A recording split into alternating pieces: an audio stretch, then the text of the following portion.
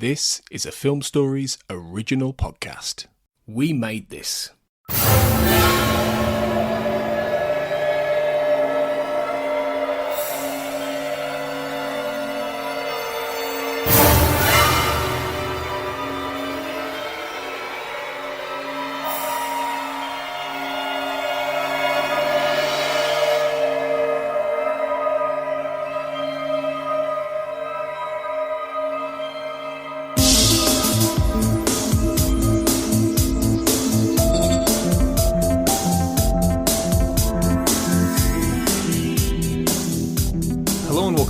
To the X-Cast. The truth is in here. This is our special Fight the Future Minute podcast. I'm Russ Hugo, and you're listening to our coverage of minute 63 of the X-Files, Fight the Future. This minute begins at 1:02 and ends at 1:02:59, and this is where our intrepid heroes first enter the mysterious cornfield and explore. To discuss this minute, I'm joined by Katie Doe. Hello again. Hi, Russ. So, minute 63. It's dusty. It's got a couple good lines. It's got some great soundtrack, action, but mostly it's got corn. What are your feelings on that? Its effect on the economy. We have ethanol. You've got potential health problems with just the sugar content. Really, what a plague it is in the modern world, and it's interesting for the X-Files to be making that connection. It's lots and lots of corn. Plus it's infected with an alien virus, so that makes it even worse. It's like a steamroll of nightmares. You don't want to use this corn oil. No. Don't buy it from this company. No. And we're not going to name any companies at this point because we can't really figure out who is colluding at this point. But once you do have the director's cut, I think, so maybe it'll say something. Well, they do put a logo on it at the end, but I'm sure that's just made right. up. Yes. But it kind of looks like the BP logo, I think, in my head. Isn't it like green and yellow or something like that? Kind of. Yeah. Yeah. Okay. Well, we're going to still kind of keep that on the down low. Overall, got to think how many X-Files episodes take place in a cornfield. You'd think it would have been a more often used setting. It's a good spooky setting, but I can't think of too many, if at all. No, because the last time we see the bees, it's ginseng, I think, right? Marita says it was ginseng crop. Low to the ground, and then the Samantha clones. And that's up in beautiful Canada. Yeah, I'm trying to think about the cornfield. Yeah. I can't really think of one. Which is funny, too, because I watched the audio commentary as well, and Chris Carter says over this minute that he's very scared of cornfields, especially at night, so you would think he would have maybe brought that in, to other episodes. But so his two biggest fears are cornfields at night and stinging insects. So here he combines all that into this very harrowing scene. That definitely seems out of there his two biggest fears and saved them until now. Because even if you think of X-Files Season 1, I don't think there's any stinging insects. I mean, you have the Darkness Falls webbing bugs, but they don't sting. Huh. No, they just drain the life out of you. Yeah, that's a lot of restraint. Or maybe his fears changed over time. Maybe he had different fears and then he processed them. Each season he'd work through them and then he'd get new ones, or the lesser ones would rise to the top. Maybe. It was one big therapy session. Beautiful. It's beautiful. What are your feelings about corn? I don't really mind corn. Cornfields. It doesn't really scare me. Yeah, cornfields, I'm not really frightened by them. I see a lot of them out here, so they're pretty common. I just think of there's a lot of spaces for spiders to hide in cornfields. That's true. So that's kind of would be my only, and the other thought of just they seem dusty. But otherwise, yeah. No, there's no aesthetic fear other than that. But they're probably less dusty when they're not being grown in the middle of a desert. Could be. Yeah, I guess I'm also seeing cornfields in fall where, people are cutting them down for mazes and everything, and it's kind of dry and... Yeah, the decorative stalks and everything, and yeah. Good times. Lots of fun out there, and good for Carter to pull it up because, it is a spooky thing, and then later you had Signs, which really played up the aliens in the cornfield thing. Okay, see, I haven't seen that. Oh, wow. Well, you're not missing much.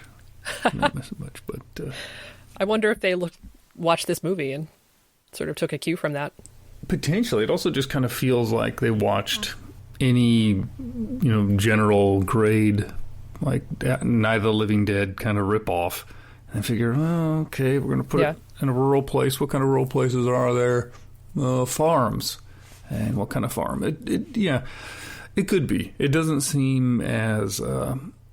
I don't know if they spent enough time thinking about it to watch something else and borrow it, but that's just me. And that's if you actually watched it and see how it resolves itself, then you would go, oh, give them a lot less credit. Okay. But I won't spoil anything. Okay, well, I probably won't watch it then. Yeah, doesn't really sound really up my street. No, considering it was, the big boom of the tail end of the Alien boom. I mean, I think that probably was what kind of killed it in pop culture. I think it's the last major, pop culture alien film that I can think of that style, of the 90s style. Mm-hmm. They do try and make it spooky with the corn. They do their best, and it's nice because it obfuscates. It has lots of sound, so sound obfuscating, visually obfuscating, so that's cheerful. But not to waste all of our time talking about corn, because there's so much more in life. They are, they make the line here about the giant Jiffy Pop poppers. They do. And we got some great soundtrack here, and continued by Mark Snow. Any thoughts on either the quip or the soundtrack? I like them both. It's a good Mulder quip. So he gets it in there. And the soundtrack is fantastic. I wrote down in my notes, it's quiet, then it's harsh. I love that piano that speaks in there, so that is very common in the X-Files soundtrack, and then there's that really harsh kind of zinging noise that really wants you to, pay attention that something is not well here. And my favorite thing, though, they bring in that sound effect that's like that tolling bell that I most associate with .com. That episode, they use it quite a lot, but it's like a warning knell, and I love that sound. And do you watch Doctor Who? It sounds like the TARDIS when the bell goes off, the warning bell. And the cloister? The cloister bell, yeah. Yeah. Wow. So that's what it reminds. I just love that sound effect. I'm going to go back and listen to that scene then, because I don't remember that. And the connection to Toad Column's interesting. Yeah, it pops up once or twice, yeah. Fabulous. And speaking of sounds, we get to the door of the domes, and the scene ends with that really loud airlock depressurizing. Almost a jump scare, but not. It's a fair one. It's a fair startling sound. It scares me. Like in the cinema, too. Everything is so amplified. Like this entire scene is designed to just really, I think, keep you off guard with the noise. And, because before they're walking in, it's just, you hear the sound of the crickets, the soundtrack fades away, and you just hear the crickets, and then there's that huge whoosh, like you said, with the airlock. And you're kind of on the edge of your seat. Like you're really... kind of kept waiting to see what's going on. Yeah, it's effective. Very. Any last thoughts about minute 63? Well, I have some more fun facts from the book. So for this giant cornfield, the production bought out an entire 8-acre cornfield for this shoot, and it took them 4 days. But they had to do a scouting trip earlier to find the field, but then they had to monitor the growth of the corn. You didn't want it too high or too short. So they were kind of monitoring that growth. And then the 2 domes, they were built by the art department. Can you guess how big they were? Like, they're pretty full size. I'm going to guess 80 feet. Close. So they were 30 feet high, 90 feet wide, and 140 feet long. Wow. These were enormous. These giant, blown up things. So we have those giant domes. We have 8 acres of field, which was a 1/4-mile stretch. They're pumping in about a 1/2 mile of that atmospheric smoke. So this is like a huge production over this giant area. It's pretty impressive.